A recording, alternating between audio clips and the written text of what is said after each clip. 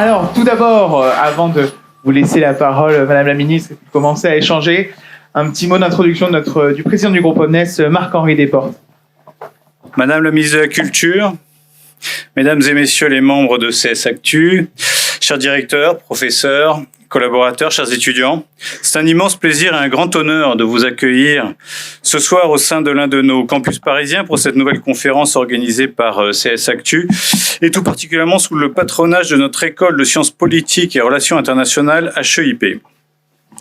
Madame la Ministre, votre présence est un témoignage fort de l'importance que vous accordez au dialogue avec la jeunesse et je vous en remercie très sincèrement. HEIP, notre école des hautes études internationales et politiques, est fière de son histoire. Fondée en 1899 par la romancière et féministe Jeanne Weil, connue sous le pseudonyme de Dick May, c'était son nom de plume, cette école est l'une des rares institutions d'enseignement à avoir été un grand témoin de l'histoire de nos sociétés depuis plus d'un siècle. La renommée de l'école doit autant à sa capacité à préparer les futurs responsables qu'à se faire rencontrer les enjeux de nos sociétés, les enjeux de ce monde face à la complexité de nos environnements. L'ADN de HEIP s'est ancré dans l'analyse des affaires publiques, initiée par sa fondatrice et visionnaire, Jeanne Weil, une pionnière qui était convaincue que l'éducation devait préparer les citoyens aux grands défis de leur temps. J'aime penser qu'elle aurait été fière de vous voir ici, femme, ministre, et portant le sujet de la culture devant ses étudiants. Aujourd'hui, sous l'égide du groupe Omnes Éducation, leader de l'enseignement supérieur privé, nous perpétuons sa mission. Nous formons des acteurs lucides, capables d'analyser le monde complexe qui les entoure. Et notre responsabilité nous engage autant qu'elle nous honore du haut des 50 années d'existence du groupe Omnes Éducation. Nos 15 écoles présentes en France et en Europe, avec plus de 40 000 étudiants, 215 000 alumni et plus de 15 000 entreprises partenaires, partagent une ambition, celle de l'excellence académique, alliée à la formation professionnalisante, au service de la réussite de nos étudiants et de leur employabilité, sans oublier leur engagement citoyen. Il nous appartient en effet de donner à nos étudiants les clés de lecture et de compréhension des équilibres et déséquilibres du monde actuel, avec lesquels ils devront construire les solutions de demain dont les entreprises ont besoin, les organisations internationales qui auront vocation à les embaucher. C'est pourquoi nous sommes heureux d'accueillir les acteurs et responsables comme vous, Madame la Ministre, pour témoigner de leur regard et de leurs convictions auprès de nos étudiants en vue de leurs futures responsabilités. Mais je vais céder maintenant la parole à Richard Amalvi, qui est le directeur académique d'HEIP. Et je vous remercie encore chaleureusement pour votre présence et au nom du groupe Omnes, d'HEIP et de tous nos étudiants. Merci, Madame la Ministre.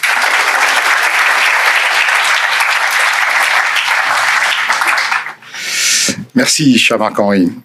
Madame la Ministre, Monsieur le Président exécutif, Monsieur le Président de CS Actu, cher Alexis, chers collègues, chers étudiants, Madame, lors de votre arrivée au ministère de la Culture, le 12 janvier 2024, vous avez prononcé un discours qui résonne profondément avec l'histoire et la vocation de notre école. Vous affirmiez votre inscription dans l'héritage malrussien, ce devoir de rendre accessible au plus grand nombre les œuvres capitales de l'humanité. Rendre accessible au plus grand nombre les œuvres capitales de l'humanité. Si cette idée d'André Malraux reste une tradition du ministère qui l'a fondée et que vous dirigez, à présent, elle reflète aussi l'ambition intellectuelle de HEIP, car ici, depuis 1899, nous considérons que la culture n'est pas simplement un supplément d'âme. Elle est un principe d'unité, un langage commun, une manière de considérer le monde et de l'habiter. Vous avez aussi rappelé ce que vous devez, personnellement, à la culture française. La liberté de penser, de parler, de créer, de diffuser. Cette conviction nous est familière car elle irrigue le triptyque de notre école, penser, débattre, agir. Penser pour ouvrir les regards, débattre pour apprivoiser la pluralité des points de vue, agir pour transformer la société. Ce chemin d'émancipation intellectuelle, individuelle et collective, vous l'avez décrit avec force. Et il fait partie de l'identité originelle de notre établissement. En évoquant cela, j'ai une pensée pour Boualem Sansal. dont le comité de soutien comprend des enseignants d'HEIP, et notamment son président, Arnaud Benedetti, qui s'excuse de ne pas pouvoir être avec nous ce soir. Comme l'a dit notre président, HEIP a été fondé par une femme, Dikmé, qui a su s'imposer dans un monde d'hommes grâce à son intelligence, sa vision et son courage. Elle a créé l'école des hautes études sociales, puis l'école d'art, avec l'écrivain Romain Rolland, où elle a accueilli Debussy, Ravel, Vincent d'Indy. Dikmé était convaincu que la culture, l'art, le journalisme et la sociologie devaient être enseignés ensemble pour former des citoyens éclairés. On pouvait donc écouter de grands juristes comme Léon Duguy, des sociologues comme Émile Durkheim et Charles Seignobos, tout en croisant Charles Péguy, avec les cahiers de la quinzaine dans les étages.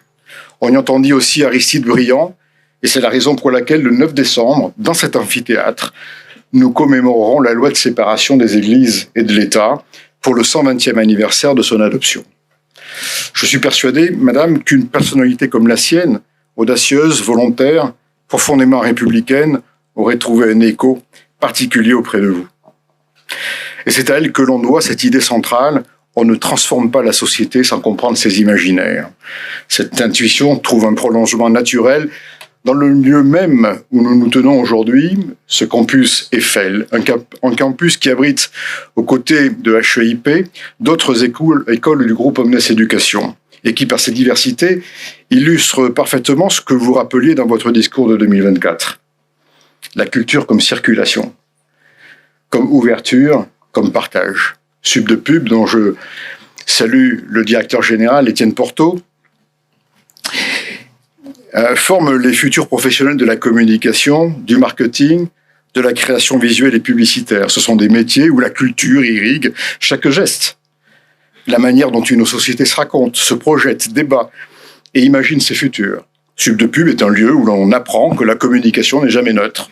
Elle est un miroir de nos représentations collectives, une fabrique d'imaginaire, parfois pour le meilleur, parfois avec des risques, et c'est précisément en cela que la culture reste une boussole.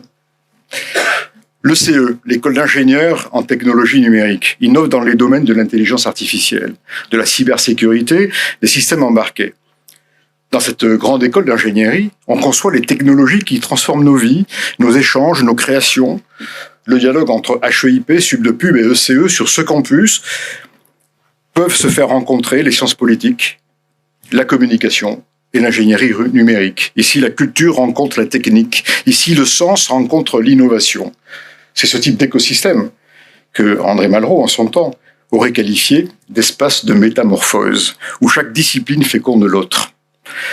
Votre discours de 2024 insistait également sur l'accessibilité culturelle dans tous les territoires, sur la jeunesse et sur la francophonie. Ici encore, la résonance est immédiate. HEIP, la jeunesse est notre horizon quotidien et elle est diverse, multiple, francophone. Nous accueillons de très nombreux étudiants d'Afrique subsaharienne ou du Maghreb et d'autres continents qui apportent leurs histoires, leurs langues, leurs références et leurs aspirations. Cette diversité culturelle est une force pour notre école et un levier décisif pour le rayonnement de notre langue. Vous aviez affirmé que la culture était au cœur du réarmement évoqué par le président de la République. Permettez-moi, pour terminer cette allocution d'accueil, d'ajouter un point essentiel. Pour nous, ce réarmement repose sur la transmission du pluralisme républicain. Une école de sciences politiques, comme la nôtre, qui forme aux affaires publiques, aux relations internationales, aux métiers de la défense et de la sécurité, a pour responsabilité de former des esprits capables de discerner, de dialoguer, de comprendre, avant de juger. Le pluralisme n'est pas une complaisance, il est la colonne vertébrale de l'esprit critique. Il s'agit donc pour nous de renforcer la capacité des jeunes qui nous sont confiés à penser librement, rigoureusement et ensemble. Pour conclure, revenons à Malraux. Il nous a légué l'image magnifique du musée imaginaire, ce lieu où les œuvres de tous les temps dialoguent au-delà des frontières. Le carrefour des imaginaires, c'est ce que doit être un campus. Un espace où les savoirs circulent, où les cultures se rencontrent, où les disciplines se mêlent et se fécondent. Un lieu où chaque étudiant agrandit la carte de l'humanité. Madame la ministre, votre présence nous rappelle que la culture est la matrice républicaine qui relie nos disciplines, éclaire nos engagements et inspire nos enseignements. Nous vous remercions de porter cet héritage avec énergie et d'honorer par votre présence ce soir la vocation première de l'HEIP, former des citoyens capables de penser le monde pour mieux le comprendre, d'en débattre et d'y agir avec sens. Bienvenue. Merci beaucoup, M. Nadim. Madame la ministre, pour m'accompagner dans cette conférence, j'ai le plaisir d'accueillir professeur de droit Jonathan Erissusana qui va m'accompagner. Et je pense, après ces premières allocutions, rentrer directement dans le vif du débat. On connaît votre parcours assez remarquable en tant que magistrat de formation, député européenne, garde des Sceaux, ministre aujourd'hui. Mais dans ce parcours remarquable d'ascension sociale, la première question que je voudrais vraiment vous poser, parce qu'avec la chance qu'on a de vous avoir ici, je pense que c'est un petit peu la question que tout le monde se pose au début. Aujourd'hui, quand on a ce parcours-là, comment est-ce que cette expérience a forgé votre vision de l'action publique et de l'engagement politique? En quelques mots, en 3 heures. C'est vous qui décidez. Moi, mon engagement politique, il est forgé, il s'est fondé sur un parcours, une expérience. Il s'est forgé sur ce que j'ai pu ou vivre, ou voir vivre d'autres. Et donc, certains ont un engagement politique par des connaissances qu'ils ont pu avoir, des connaissances académiques, des connaissances familiales, ou tout simplement par une aspiration, comme certains disent j'ai tel ou tel hobby, certains peuvent dire j'ai envie de faire de la politique. Moi, mon engagement politique, il n'a pas été partisan au départ, il a été sur des causes. Et donc, aujourd'hui, si je voulais résumer, c'est de jamais renoncer. Je crois à la politique, malgré toute la dépréciation qu'on peut avoir des responsables politiques et de leurs engagements, et des engagements à tenir ou pas. Moi, je crois encore à la politique et j'en ai jamais été écœurée, j'en ai jamais été dissuadée et j'ai jamais voulu abandonner. Mais quelles que soient les fonctions ou les missions que j'ai pu exercer, il y a toujours une dimension politique dans les missions que j'ai pu exercer. J'ai commencé à travailler à l'âge de 14 ans et à partir de 16 ans, non-stop à ce jour, avec des contrats ininterrompus. Et donc, même en étant aide-soignante, même en ayant vendu des produits de beauté en porte-à-porte, même en ayant été comptable, contrôleur de gestion, directeur financier, dirigeant d'une entreprise, et magistrat, et puis ensuite les fonctions qu'on connaît plus publiquement ensuite. C'est-à-dire que jamais je me suis dit rien n'est possible, bien au contraire. Mais avec tout ça, j'ai toujours considéré, j'ai été aide-soignante, je considérais qu'il y avait une vision politique à cela, notamment sur le soin et l'accès aux soins. Et je me suis rendu compte qu'il y avait une inégalité dans l'accès aux soins lorsque j'avais 16 ans et que j'étais aide-soignante de jour ou de nuit. Et je me suis aussi rendu compte qu'il y avait une invisibilisation de certains personnels de soins alors qu'ils étaient fondamentaux justement dans cette activité de soins. Donc toutes les fonctions que j'ai pu exercer m'ont amené à un moment de ma vie de me dire si un jour j'arrive à avoir un certain pouvoir, parce qu'il faut avoir un pouvoir pour pouvoir changer les choses, en tout cas un pouvoir politique en ce qui me concerne aujourd'hui, j'ai essayé à ma mesure de changer ou la vie de certains, ou de changer une vision, ou de réduire les inégalités là où je pouvais être, quelles que soient les missions que j'ai pu exercer. Très bien. Et justement, cette pluralité, ce parcours, dans vos fonctions actuelles de ministre ou de maire, est-ce que c'est réellement cet ensemble, du coup, je pense que oui, qui vous motive dans la prise de décision? Qu'est-ce qui vous aide aujourd'hui réellement? Est-ce que c'est l'expérience? Est-ce que c'est justement d'avoir eu énormément de missions dans votre vie? Réellement, au moment de la prise de décision, qu'est-ce qui vous inspire, motive le plus?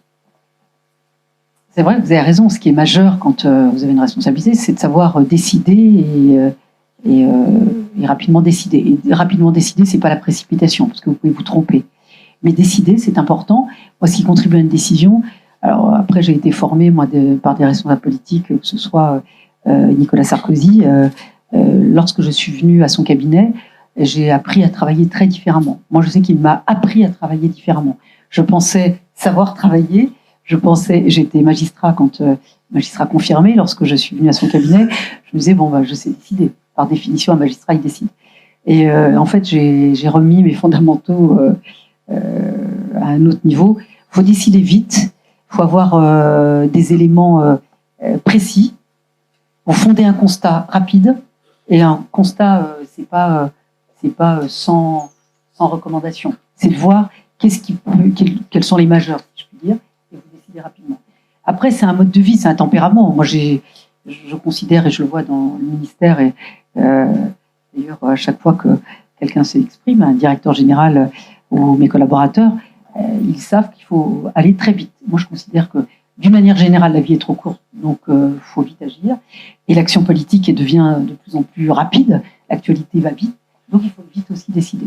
Sinon, si vous décidez jamais, si vous faites que des constats, vous devenez un expert. Et vous n'êtes plus un responsable politique. Et justement, j'aimerais faire un petit zoom sur votre mandat de maire. Aujourd'hui, qu'est-ce qu'il représente pour vous qui aspirez, on en parlera après des municipales, mais déjà, le mandat actuel que vous avez, qu'est-ce qu'il représente? Moi, je considère que c'est le plus beau des mandats. Moi, il n'y a que ça qui m'intéresse. Voilà, je vous le dis. Je me suis lancée évidemment dans cette campagne électorale pour Paris, mais comme maire du 7e arrondissement, certains pourraient dire que c'est confortable, une sociologie assez homogène, avec des enjeux finalement assez minimes, pas du tout. C'est-à-dire que d'abord, c'est un arrondissement très patrimonial, donc il y a des enjeux d'urbanisme, des enjeux de mobilité, des enjeux aussi de cadre de vie. Et donc, ce qui m'intéresse dans cette fonction de maire, c'est que vous avez à votre main la décision. Et vous avez à votre main l'administration, ceux qui vont mettre en œuvre votre décision. Et donc, je trouve que ça permet plus facilement de rendre des comptes à vos administrés ou aux citoyens dans les engagements que vous avez pu prendre. Donc moi, j'adore ce mandat de maire. Je trouve que c'est le plus concret, le plus politique, parce que vous voyez si vous changez votre ville ou pas, si vous changez la vie de vos administrés. Et puis, le retour est très rapide aussi, parce que je vais vous dire, les habitants, quand ils ne sont pas contents, ils vous le disent aussi. Ils vous le disent très rapidement. Donc, soit vous rectifiez votre action, soit vous expliquez votre action. Donc c'est en cela que ce mandat de maire, moi, ça fait maintenant un certain temps que je suis maire, et j'en ai pas encore fait le tour. Bonjour Madame la Ministre, bonjour tout le monde. Une première question pour Madame la Ministre concernant notamment l'ascenseur social. Moi, c'est quelque chose qui me parle particulièrement. Dès le début de votre carrière, on a vu une capacité à défoncer les portes, à rentrer là où vous n'étiez pas destiné à rentrer. Est-ce que cette capacité à mettre le pied dans la porte et à vous créer des opportunités, ça a constitué ce que vous êtes aujourd'hui? Est-ce que c'est quelque chose que vous avez conservé? Je pense notamment pour les étudiants qui sont aujourd'hui parmi nous et qui peuvent avoir peur de cet ascenseur social qui serait bloqué. Est-ce que vous auriez des conseils à leur donner par rapport à tout ça? Non, mais on me résume toujours, on essaye d'expliquer mon parcours par le seul fait, on a dit que j'avais du culot, de l'audace, j'ai travaillé, j'ai des diplômes, ça on semble l'oublier. Et l'utilisation du vocabulaire qui m'est destiné n'est pas le même qu'on peut adresser à Christine Lagarde, Michel Alliot-Marie ou Nathalie Kosciusko-Morizet en son temps. Et je trouve que le premier obstacle, le premier plafond de verre, il est déjà dans la manière dont on vous présente, dont on vous représente. Et donc ça, c'est le premier obstacle. Parce qu'à chaque fois, on fait fi de mon expérience, de ma compétence et de mes qualifications. Donc moi, je veux bien qu'on dise que j'y suis allée peut-être au culot, à l'audace ou tout ce qu'on veut, peut-être, mais est-ce que j'aurais duré autant? Est-ce que j'aurais pu exercer comme j'ai pu faire si je n'avais pas une compétence qui, d'ailleurs, sur le fond, n'a jamais été remise en cause? On met en cause ma personne, mon mode de vie, on met en cause ma famille, on met en cause un environnement, mais on ne met pas en cause le fond. J'ai été magistrat, j'ai un excellent dossier de magistrat, j'ai été garde des Sceaux, je n'ai pas fait de fautes techniques sur les réformes que j'ai portées, et elles ont été difficiles, lourdes et très techniques. Donc ça, je tiens à le dire, et je le dis pour les étudiants qui sont ici, et je pense que certains ont un peu, sans doute, la même condition sociale que la mienne d'origine, à tout point de vue. Et quand je dis condition sociale, c'est pas forcément une origine, c'est une condition sociale. Moi, mes parents ne savaient pas lire ni écrire, j'avais des parents d'origine maghrébine, certes, mais ce n'est pas... Mais pour autant, on a fait des études et on nous a poussé à cela. Alors après, c'est la maîtrise de l'environnement que vous ne connaissez pas. Donc c'est vrai, moi je rencontre des étudiants et des jeunes qui sont diplômés, qui sont extrêmement méritants et qui parfois ne savent pas à qui s'adresser ou comment s'adresser. Et donc, il est là, le plafond de verre. Il n'est pas dans le mérite ou la compétence ou sur le fond. Et donc, quelqu'un de votre promotion, ici, qui va faire du forcing pour obtenir un poste, on va dire « Oh là là, il est agaçant », je l'ai entendu, ou il force les choses. Il ne force pas les choses, il a les compétences pour, et il doit être traité au même titre que quelqu'un d'autre qui a le relais nécessaire, l'environnement, évidemment, à disposition, des parents qui aident, ou un réseau qui aide. Je pense qu'ici, vous avez tous connu un camarade dont les parents ont pu trouver des stages, sans que ce soit une difficulté pour trouver un stage. Quelqu'un qui a pu appeler une connaissance en disant j'ai mon enfant dans 3 mois, il a besoin d'un job, est-ce que tu peux m'aider? Et ça existe. Pour d'autres, c'est plus compliqué.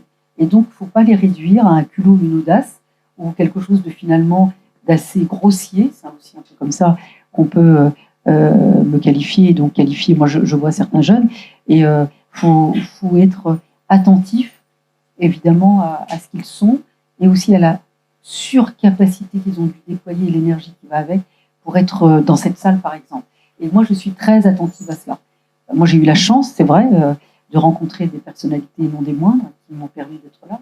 Le premier d'entre eux a été Albin Chalandon. Je l'ai rencontré, il était garde des Sceaux, et j'étais aide-soignante de nuit dans une clinique. Et 20 ans plus tard, je l'ai remplacé dans son fauteuil de garde des Sceaux. J'aurais pas imaginé avoir cette vie-là, vu d'où je venais. Mais je le dis aussi aux étudiants qui sont ici, c'est que ne vous laissez pas maltraiter, parce que si on vous dit « Oh là là, vous êtes malin », c'est une maltraitance. J'allais dire même c'est une injure. Non, vous avez la compétence. Et dès lors que vous avez la compétence, il n'y a pas de raison que vous n'ayez pas les mêmes chances que les autres. Merci Madame la Ministre. Je vais passer et ouvrir un deuxième volet sur cette conférence et parler de la ville de Paris et de vos ambitions municipales, avec un premier sujet qui est quand même assez énorme, la dette de la ville de Paris. Anne Hidalgo la porte dans son bilan. Et ma première question serait de savoir quelles seraient selon vous les urgences concrètes pour apporter une rupture face à la dette laissée par Anne Hidalgo. Le budget de la ville de Paris, c'est 10 milliards d'euros, c'est pratiquement le budget du ministère de la Justice. C'est 12 milliards de dettes en mars 2026. Et donc ces 12 milliards de dettes seront supportés par les Parisiens. Nous avions fait un signalement à ce moment-là, notamment au préfet de région, en disant que la ville était en faillite. Financièrement, elle l'est. Mais fiscalement, elle ne l'est pas. Pourquoi? Parce que vous avez des villes qui sont en France sous tutelle de l'État, parce qu'elles sont, évidemment, elles ne peuvent plus faire face à leurs charges. Paris, ça n'est pas le cas pour la simple raison qu'on considère qu'il y a encore un potentiel fiscal, parce que la population est aisée et parce que les gens peuvent encore payer plus d'impôts. Et d'ailleurs, elle s'en est pas privée, puisque la taxe foncière a augmenté de 62% sur la dernière mandature, pour avoir une augmentation de 600 millions d'euros.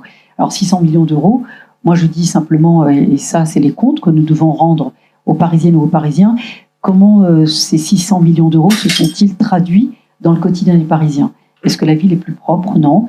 Est-ce qu'elle est plus sécurisée? Non. Est-ce qu'on y circule mieux? Non. Est-ce qu'on s'y loge plus facilement? Non. Vous êtes des étudiants, je pense qu'une majorité d'entre vous, et j'ose la majorité, a des difficultés à se loger. Et c'est, si on veut garder des forces vives dans une ville, il faut qu'à un moment donné, on ait des politiques publiques adaptées. Et la politique, par exemple, de logement n'est pas adaptée à la population parisienne. Aujourd'hui, la politique du logement, et notamment du logement social, c'est une politique de logement pour les plus défavorisés. C'est la catégorie la plus faible. Donc, les classes moyennes, les classes intermédiaires ou les étudiants ne sont jamais éligibles au parc tel qu'il est conçu. Donc moi, si demain je suis maire de Paris, j'équilibrerai ce parc social. D'abord, la première priorité, le parc social sera donné en priorité aux gens qui travaillent. Ensuite, s'agissant des apprentis et des étudiants, on ne peut pas avoir des jeunes qui veulent faire des alternances et des apprentissages à Paris où c'est plus facile de trouver, parce que la ville est plus dense, le tissu économique est plus important. Mais il se heurte à quoi? Au logement. Et donc, moi, je vois par exemple dans l'arrondissement dans lequel je suis, qui est un arrondissement où le foncier, où les loyers sont élevés, il y a plein de commerces et un petit tissu économique où ils sont preneurs d'apprentis ou d'alternants, sauf qu'ils ne peuvent pas se loger. Et donc, il faut pouvoir réserver une partie de ce logement aux apprentis ou aux étudiants, chose que j'ai faite puisque j'avais le site de l'ancien conseil régional d'Île-de-France sur l'arrondissement, et je souhaitais que ces logements, enfin, cette transformation en logement, soit prioritairement pour les étudiants. Et donc, c'est le cas, par exemple, dans l'arrondissement. Et donc, une ville, ça se pense de manière équilibrée et de manière harmonieuse, et pas les uns contre les autres. Aujourd'hui, le programme du premier adjoint, quand même, de Madame Hidalgo, Monsieur Grégoire, après 25 ans, il pense changer les choses. Ils disent on aura 40% de logements sociaux à Paris. Est-ce qu'on souhaite, dans une ville comme Paris, avoir une ville de logements sociaux? Non. C'est une ville où il faut de la mixité sociale. Et les mêmes qui se gargarisent de mixité sociale ne le font pas, puisqu'ils font la même catégorie. Donc on crée du ghetto et on dit « Ah ben c'est dommage, les autres ne sont pas éligibles au logement social ». Si vous changez la composition du parc, évidemment, vous rendez éligible une autre catégorie de population. Donc les urgences, elles sont là. Et sur les marges de manœuvre, parce que je vais sortir mon projet de budget d'ici la fin du mois, il y a évidemment, il y aura un audit des finances. Quand on laisse 12 milliards de dettes, il faut pouvoir tirer des marges de manœuvre de tout cela. Et le premier audit sera aussi sur les subventions. C'est en milliards, le montant des subventions, et parfois sans aucun intérêt ou lien, soit avec la ville, soit avec les intérêts de la ville, soit avec les Parisiens. Donc à un moment donné, il faut faire aussi un ménage là-dedans.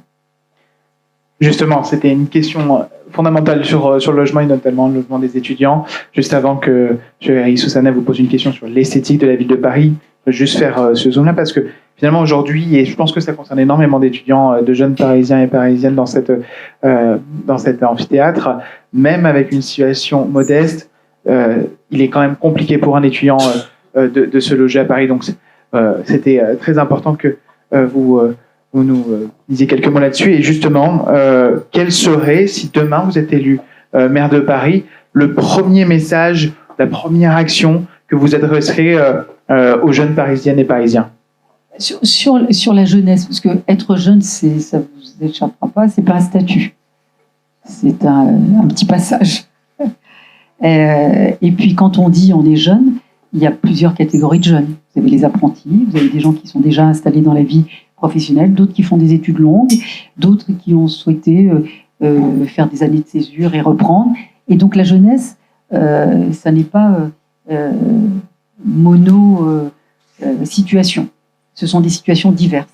Et donc c'est plutôt d'avoir une politique publique en fonction des situations et non pas en fonction d'un statut. C'est comme, évidemment, c'est pour les apprentis l'alternance, c'est les mesures que je viens de vous indiquer. Pour les étudiants, de voir avec le Crous comment on peut avoir des partenariats qu'on n'a pas aujourd'hui pour développer les campus. Moi, je crois au campus.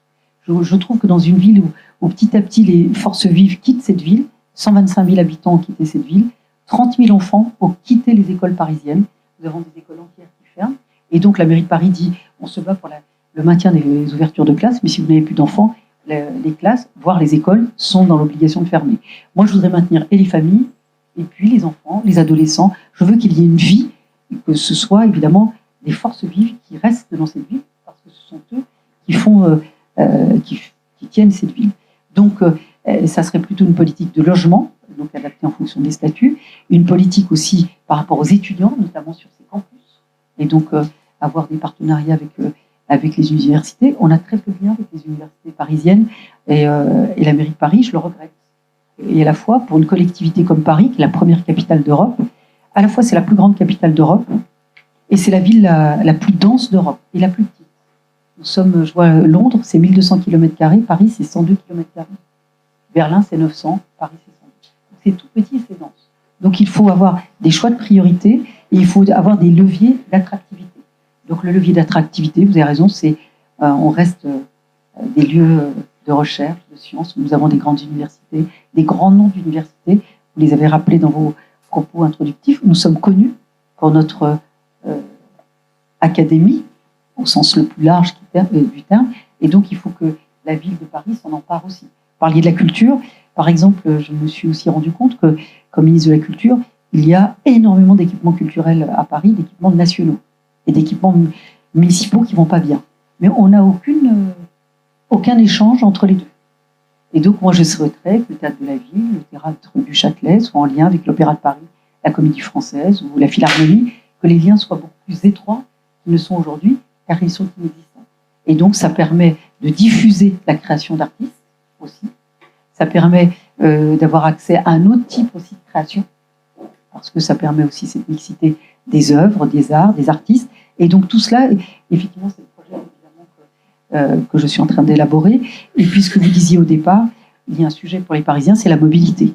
Et nous sommes la seule ville de France à ne pas avoir de plan de circulation. Pas du tout, parce qu'on pourrait se dire, on ne fait pas adopter un plan de circulation pour avoir l'agilité de la main sur la circulation. Vous la mettez dans un sens, dans un autre sens, vous avez une souplesse d'une circulation d'une ville. Là, c'est parce que la majorité actuelle, ils ne sont pas d'accord, les écologistes et les socialistes ne sont pas d'accord entre eux, avec les communistes. Donc, on n'a pas adopté le plan de circulation. Donc, c'est n'importe quoi. Donc, c'est le chaos. C'est pour ça que vous voyez des pistes cyclables un peu n'importe comment, que les voitures sont dans le couloir du bus, que le bus, eh ben, on a augmenté les délais pour la même ligne, pour les mêmes stations. Nous avons un délai maintenant de circulation de temps de trajet qui a fortement augmenté pour le bus, et donc ça facilite pas la vie des Parisiens. Et donc d'abord, je ferai adopter un plan de circulation, et ensuite, on mettra de l'ordre évidemment dans l'espace public, que le vélo soit dans son couloir, que le bus soit dans son couloir et pas entravé ni par les voitures, ni par les livraisons, et que ceux qui n'ont pas d'autre choix que de prendre leur véhicule puissent aussi avoir leur couloir. Et donc, tout ça participe évidemment à ce projet. Tout se tient.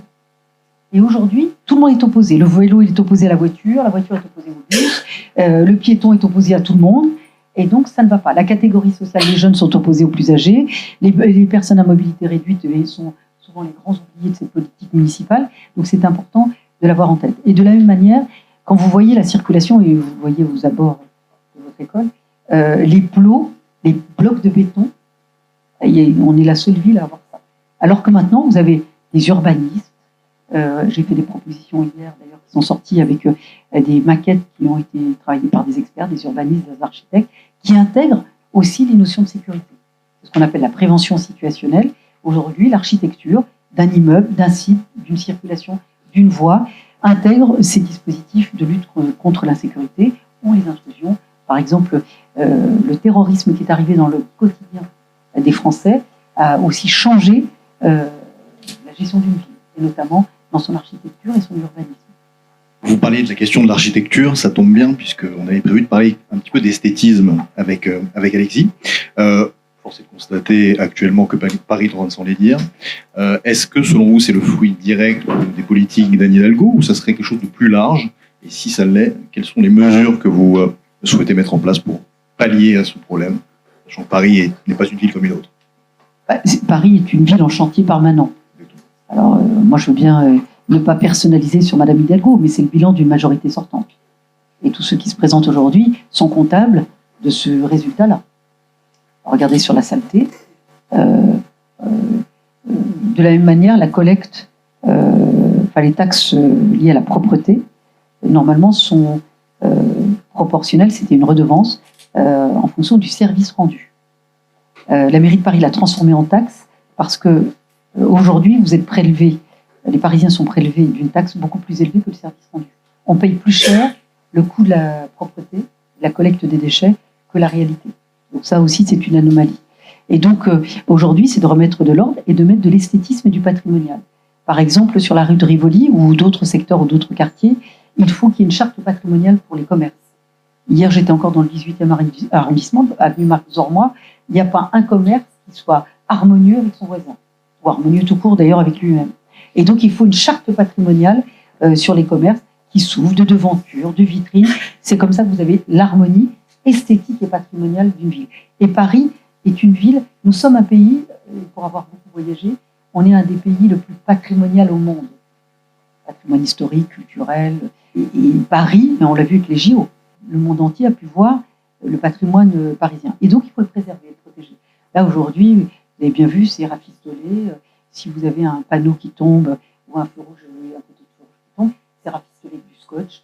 La poubelle est raccrochée ou elle est mise à terre. Et donc, ce n'est pas ma conception de la gestion de l'espace public.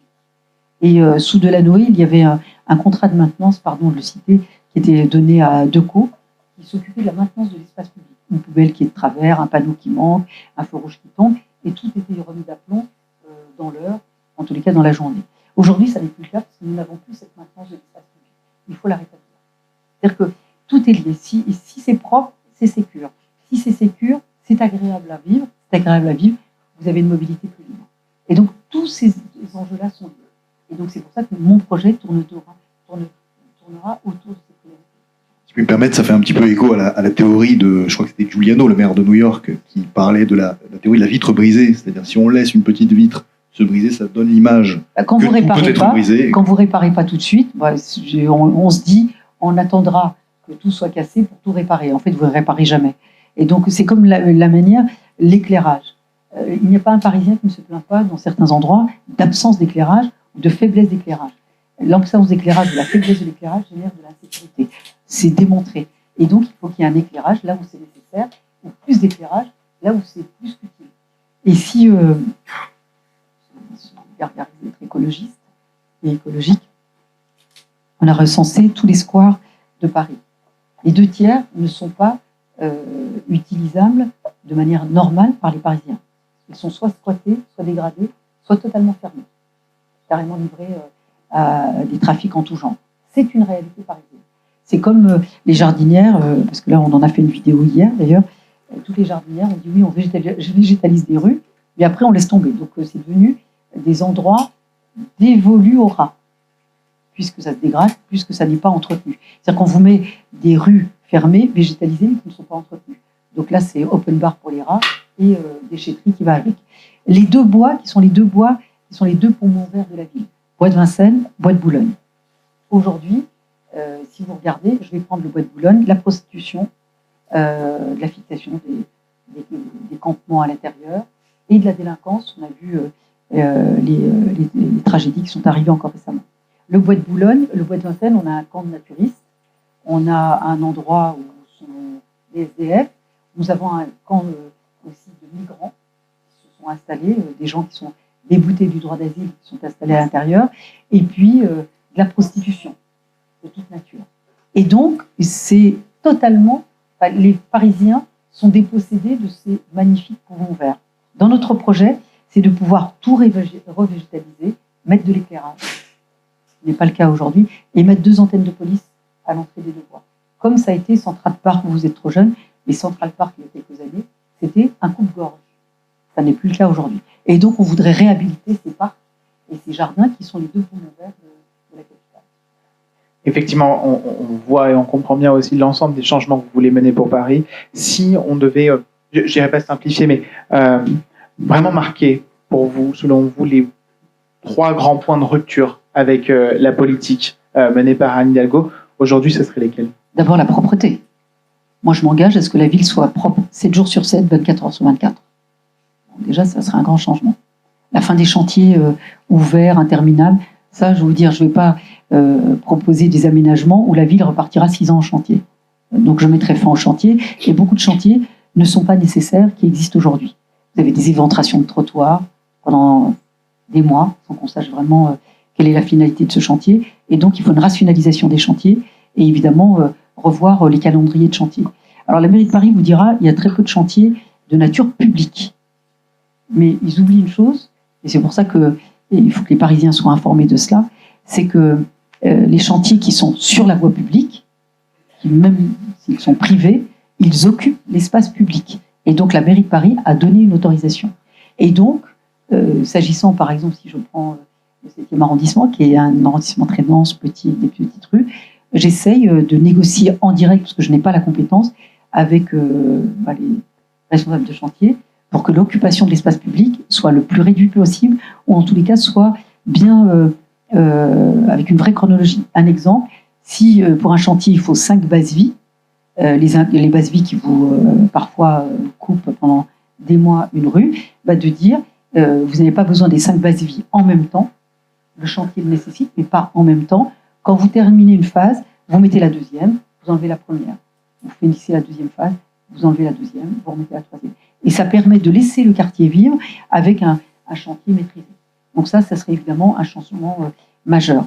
Et une chose qu'ont oublié les Parisiennes et les Parisiens, c'est qu'un maire, ça s'occupe des gens. Et quand moi je rencontre les Parisiens, ils sont constitués en association, en collectif, en représentants. Ils sont énervés, ils en veulent à l'État. Donc moi on me dit oui, il faut que l'État, quand il y a des campements. Ils oublient qu'il y a quand même juste un maire qui a été élu pour ça. Quand vous êtes maire, l'espace public vous appartient à la collectivité.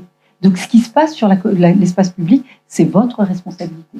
Donc, si vous avez des campements ou un lieu de fixation, c'est votre responsabilité. Le préfet peut tout à fait vous l'appeler en disant vous me dégagez le trottoir. Si la mairie laisse l'installation, c'est la responsabilité de la mairie et non du préfet.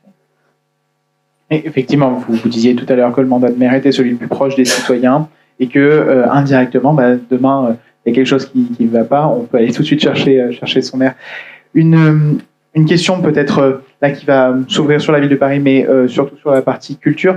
En 2024, la ville de Paris a connu un record de nombre de touristes dans la ville. Des grandes réouvertures sont prévues, de grandes infrastructures, Notre-Dame, le Grand Palais.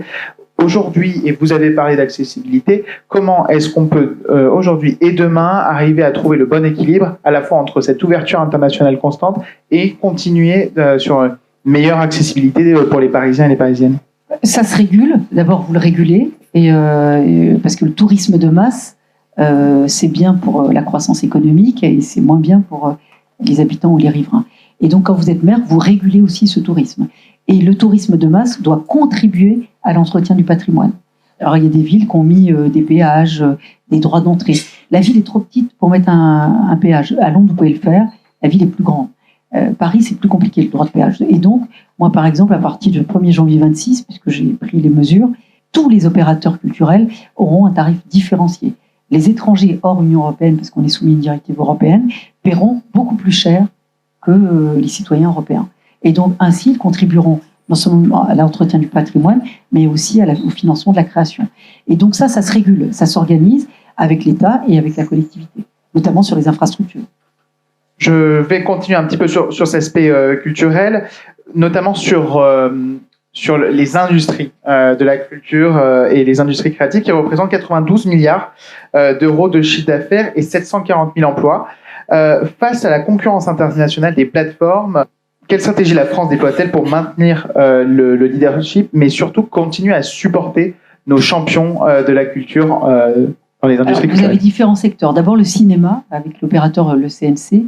Nous sommes les seuls au monde, et d'ailleurs, c'est une expertise qui s'exporte, puisque le financement du cinéma se fait pas sur les deniers de l'État, mais sur la billetterie.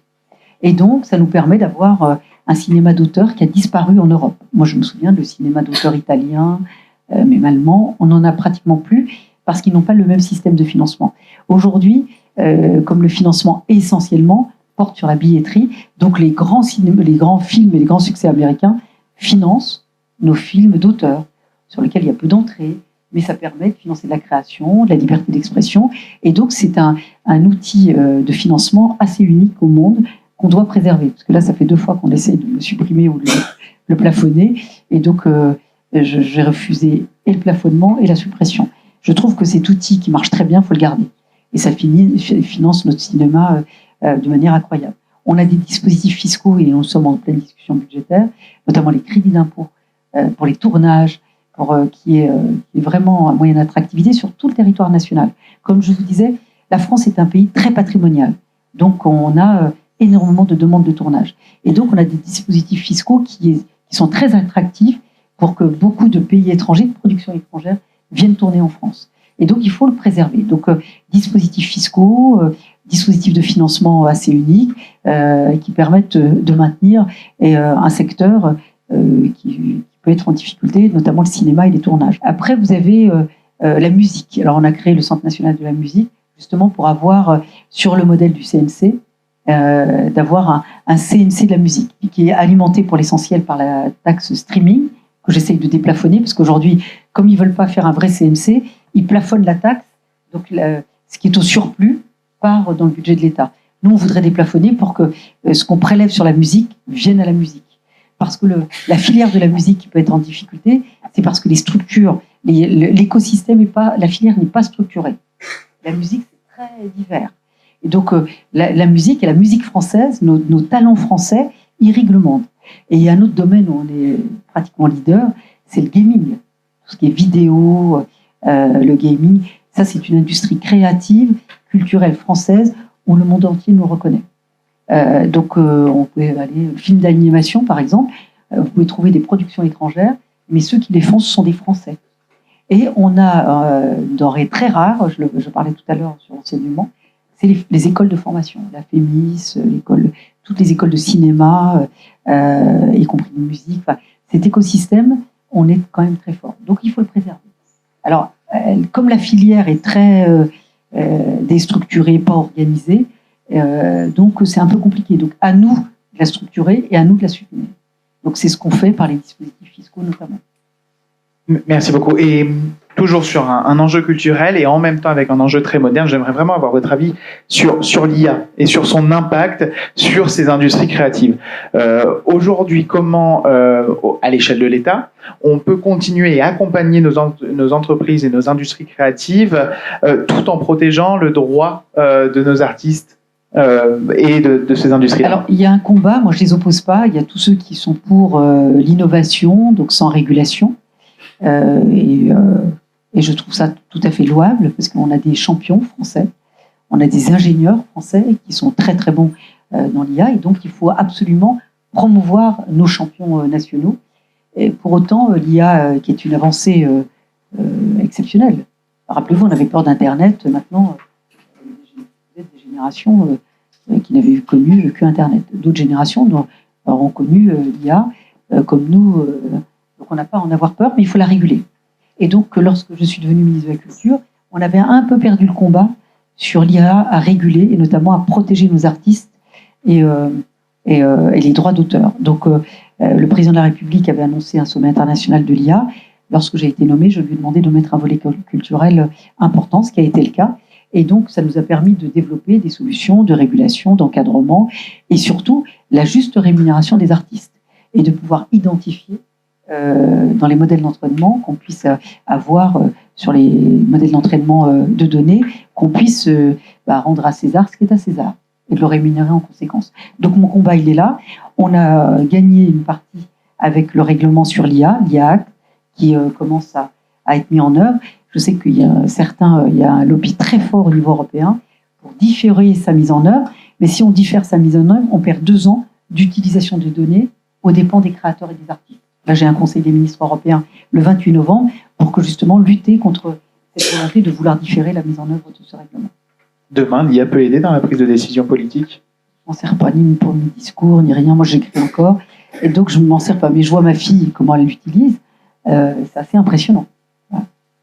Sur la prise de décision, évidemment, parce que ça peut vous donner des éléments majeurs pour lesquels vous n'avez pas le temps forcément de rechercher, pour prendre une décision plus rapide.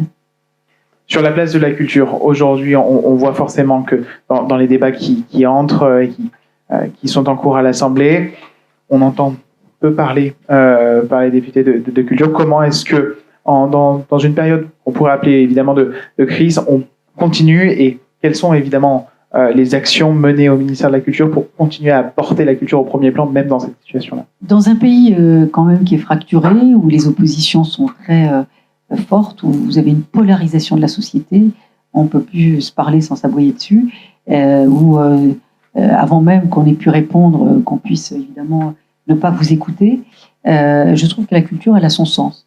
Et elle a un sens par rapport à la cohésion, à l'inclusion, à l'intégration, au refus du repli sur soi, ne serait-ce que de pouvoir avoir... Vous parliez tout à l'heure de la francophonie. Je vous invite à aller voir la Cité internationale de la langue française à Villers-Cotterêts. C'est impressionnant ce que cette langue française nous permet de communier même quand on ne la parle pas, ou quand on l'a uniquement entendue. Et donc, moi, je considère que la culture, elle a tout son sens en ce moment. C'est pour ça que son budget n'avait pas diminué quand je suis arrivée, alors qu'il y avait un fort enjeu. Et depuis 2017, c'est un ministère qui a bénéficié d'une augmentation de budget à un niveau assez inédit, puisque c'est plus de 1,4 milliard dont a bénéficié le ministère de la Culture. Donc ça veut dire que c'est une politique prioritaire, et c'est une politique prioritaire de cohésion, si je devais résumer. Et justement, je rebondis parce que je regardais il n'y a pas longtemps sur vos réseaux sociaux où vous rendiez visite aux bouquinistes de Paris. Comment est-ce que demain, en tant que maire de Paris, on soutient ces personnes qui ont potentiellement des métiers qui sont voués à disparaître? Alors d'abord, on a été avec mes élus de mon groupe politique, nous avions été les seuls à les soutenir pour pas que leurs boîtes disparaissent. Parce qu'il avait été question avant les JO de leur enlever leurs boîtes et puis qu'elles ne reviennent pas et qu'on leur donne des boîtes modernisées. Et eux voulaient garder leur boîte de bouquinistes authentiques, historiques, et qui sont aussi un joyau patrimonial que les touristes viennent voir. Et donc, on s'est battu pour que ces boîtes soient maintenues. On a mené un combat. On a obtenu que les boîtes restent à leur place et aussi qu'elles ne changent pas de configuration. Ça, c'est un élément patrimonial majeur. Ça fait partie... Vous dites bouquiniste, vous pensez Paris. Ça fait partie d'un patrimoine culturel à défendre. Sur votre positionnement dans cette campagne que vous portez pour Paris, comment est-ce qu'on arrive, aussi je reviens sur ce que vous disiez sur cette envie de continuer à faire de la politique, comment est-ce qu'on arrive à avoir et à affirmer, j'ai envie de dire, un positionnement politique clair dans ce brouhaha, cette crise politique? La crise politique, elle est aussi sur parfois le manque de courage des politiques. Moi, je suis de plus en plus étonnée de la lâcheté des uns et des autres. Voilà. Alors moi, c'est pas mon ADN. Voilà, donc c'est d'avoir le courage de ses convictions, de mener des combats. Alors après, on vous dit vous êtes agressif. On le dit pas d'un homme d'ailleurs. Je suis pas agressif. C'est dans l'adversité aussi que vous gagnez aussi vos combats. Moi, je crois à la radicalité des combats. Peut-être que c'est ce qui me fait rejoindre certains partis politiques, en particulier, qui est beaucoup dans la radicalité, qu'on lui reproche d'ailleurs. Moi, je crois à la radicalité des combats, les avancées majeures, les avancées sociales majeures. Et si je pense aux femmes, des avancées sociales majeures qui ne sont jamais acquises définitivement, elles ont été obtenues dans la radicalité. Et donc, moi, je crois à cette radicalité sur des avancées majeures, sur des convictions profondes. Alors, pas pour le tout venant, mais il y a des choses sur lesquelles il faut persister, même, je ne veux pas dire dans la brutalité ou l'agressivité, mais en tous les cas sous une forme de non-renoncement, et qui parfois peut se faire de manière un peu dure ou brutale. Vous le disiez, justement, on a une presse des Parisiens qui sont opposés. Vous parlez opposés en classe d'âge, en classe sociale. Demain, comment on fait, et notamment avec cette crise politique et ce brouhaha, vous êtes élu de maire de Paris, au conseil municipal, comment est-ce qu'on apaise à nouveau cette opposition entre les Parisiens? C'est par les politiques qu'on va porter, une politique de logement plus équilibrée, une politique de mobilité où chacun trouve sa place, une politique aussi économique, il faut laisser des commerces de proximité, sinon on se retrouve à débattre de la politique chiine, mais on oublie la cause qui a généré ça, c'est que quand vous n'avez plus de commerce de proximité, quand vous ne pouvez plus aller faire vos courses de manière abordable quelque part, eh ben on a des plateformes, parce que moi je connais des gens qui évidemment achètent sur ces plateformes parce qu'elles sont pas chères, parce qu'elles sont bon marché. C'est pas uniquement de la fast fashion et de la consommation pure et dure. Quand vous avez des enfants et que vous pouvez acheter un t-shirt à 90 centimes ou 3 €, alors c'est bien de vous faire des leçons de morale en disant non, payez plus cher et n'alimentez pas ces plateformes. Bah oui, mais il faut que vos revenus soient encore à la hauteur de cette consommation et de ce pouvoir d'achat. Donc moi je lutte pour qu'effectivement les salaires soient plus élevés, que les commerces soient plus abordables et que la proximité demeure, et que les gens n'aillent pas sur ces plateformes. C'est aussi un combat. Donc, pour essayer de réconcilier les uns avec les autres, il faut avoir des politiques équilibrées et pour régénérer de l'harmonie. Par exemple, là, pendant toute cette mandature, vraiment avec une acuité particulière sur cette mandature, Madame Hidalgo et ses adjoints n'ont eu de cesse, et regardez aujourd'hui même sur le logement, d'opposer l'Est et l'Ouest. Donc nous, par exemple, à l'Ouest, on n'a que des politiques punitives. Donc ils pensent qu'on est contre le logement social. Nous y sommes favorables, mais on veut une politique de peuplement équilibrée, harmonieuse. On ne veut pas de ghetto. Et donc, on est favorable à condition de ne pas avoir de ghetto. Et donc, eux souhaitent ghettoiser les gens, de dire de ce côté c'est bien, de ce côté c'est moins bien. Nous, c'est pas comme ça. Moi, un arrondissement, ça se gère de manière homogène et harmonieuse. Et il faut que tout le monde trouve sa place. Ce qui n'est pas le cas aujourd'hui de la politique actuelle, qui est une politique punitive pour l'Ouest. Nous, on subit à l'Ouest, les maires que nous sommes, en disant on entend, ça va leur faire les pieds. Enfin, les Parisiens, ils payent les taxes les mêmes, et pour certains même un peu plus que d'autres. Voilà. Effectivement, vous dites aussi dans le bilan de Madame Hidalgo, il y a vraiment en plus une fracture Est-Ouest. Et Nord-Sud. Et Nord-Sud. Ville totalement fracturée. Dernière question vraiment avant de passer aux questions du public, mais c'est assez passionnant. Demain, vous êtes aussi face à des étudiants qui demain sont amenés à potentiellement être des responsables politiques. Vous l'avez dit en introduction de cette conférence, mais voilà, il faut continuer à se mettre à la politique, peu importe, j'ai envie de dire aussi le projet qu'on porte, tant que c'est un bon projet, mais qu'est-ce que vous pourriez dire à ces étudiants qui forcément regardant la classe politique pourrait être déçu, pourrait se sentir un petit peu désespéré, ne saurait pas réellement quels seraient ces messages de courage, parce que on voit aussi en vous avant tout une femme de courage politique. Le premier acte politique, c'est de s'inscrire sur les listes électorales et de voter, déjà. Parce que moi, je vois beaucoup de personnes, alors parfois résignées, par résignation, en disant oui, ça ne sert plus à rien. Si, ça sert. Moi, quand j'étais au Parlement européen, je suis allée dans des pays où je faisais des observations d'élections. Je veux dire, il y a des pays où le vote, c'est pas un luxe, c'est une denrée rare. C'est-à-dire que voter c'est au péril de votre vie. J'ai connu des pays où des candidates en l'occurrence, ne pouvaient pas mettre leur visage sur des affiches parce qu'elles étaient menacées de mort ou condamnées à mort. Et donc, le premier luxe que nous avons dans cette démocratie, c'est pouvoir s'inscrire sur une liste électorale et pouvoir voter. Et là, il n'y a pas de distinction. C'est pas un vote censitaire. Vous soyez riche, pauvre, jeune, vieux, ce que vous voulez. Vous pouvez, tout le monde a le même droit de vote. Et donc, c'est le premier acte politique que vous devez faire. Parce que moi, ça m'arrive de discuter avec certains en disant, on passe des heures à faire des réunions, puis à la fin, ils disent, ouais, non, mais de toute façon, on s'en fiche, on vote pas. C'est désespérant. Moi, la politique a changé ma vie. Et je discutais avec des jeunes, j'avais fait l'interview avec le Papotin, avec des jeunes qui sont atteints de handicap ou d'autisme. Et donc, c'était assez intéressant parce qu'ils nous disaient, oui, les politiques, vous ne savez rien, vous dites des mensonges, et puis le syndrome du tous pourri et autres. Et puis, je leur ai dit, posez-moi des questions très précises, je vais vous répondre sur le tous pourri, sur on ne sert à rien. Et je leur prenais comme exemple sur l'inclusion, sur les enfants en situation de handicap. C'est pas parfait, c'est vrai. On a voté une loi de 2005 qui n'est pas pleinement mise en œuvre, parce qu'il faut mettre en accessibilité, parce qu'il faut adapter. Mais ne serait-ce que moi, je le vois comme maire, de pouvoir inscrire des enfants atteints de handicap dans des classes d'école primaire. Avant, on ne pouvait pas les inscrire. On considérait qu'ils ne pouvaient pas suivre une scolarité avec d'autres enfants qui n'avaient pas de handicap. Et nous, on le fait de plus en plus. Et ça, c'est une avancée politique.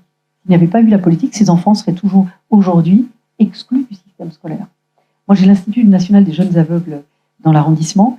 Et peu à peu, nous avons inscrit des enfants non-voyants, malvoyants, parfois sans accompagnant, dans des classes des écoles de l'arrondissement.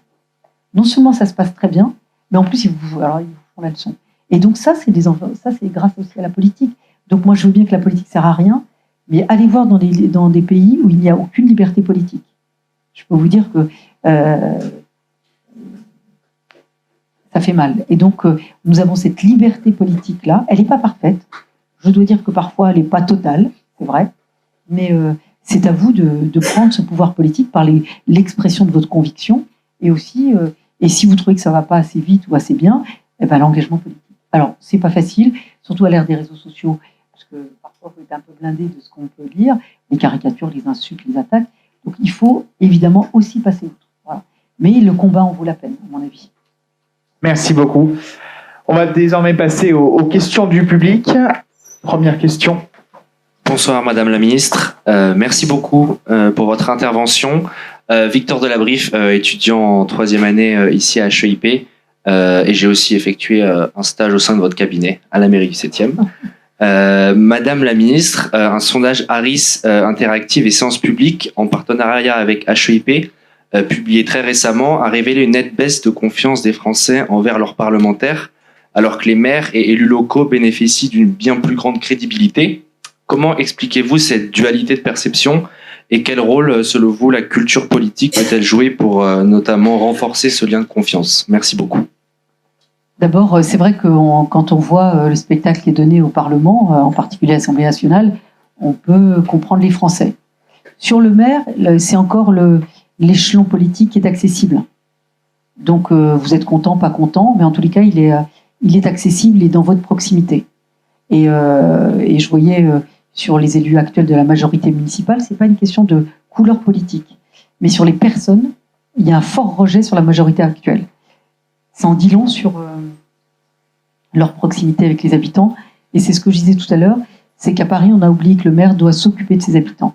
Et donc, la plus grande confiance dans son maire, c'est parce qu'il est accessible. Et évidemment, tout le monde n'est pas pareil, mais le maire, normalement, vous prenez rendez-vous, il vous voit, vous lui écrivez, il vous répond. Vous avez un problème, vous lui soumettez, il peut vous apporter une solution. Et donc, cette proximité permet de démontrer qu'il y a une plus grande confiance. Déjà, quand vous prenez rendez-vous, vous lui écrivez, c'est que vous espérez une réponse ou que vous avez déjà un peu confiance. Merci. Deuxième question. Oui, bonsoir Madame la Ministre, je m'appelle Isonard Elliott, je suis étudiant en sciences politiques à l'Université Paris-Nanterre. Ma question est la suivante. Dans un contexte politique de plus en plus complexe et parfois décourageant, quel message souhaiteriez-vous adresser aux jeunes qui envisagent de s'engager mais hésitent encore à franchir le pas? Merci beaucoup. Vous avez quel âge, monsieur? J'ai 20 ans. Vous avez toute la vie devant vous, enfin 20 ans. J'ai l'impression que... Moi, ils sont loin, mes 20 ans à moi, mais... Et j'y crois encore. Donc, moi, je trouve que ce combat en vaut la peine, je vous le dis. Moi, je crois à la politique, ça en vaut la peine. Alors, vous allez être découragé, parfois on peut vous écœurer. D'ailleurs, on ne vous dit pas de partir, on vous écœure.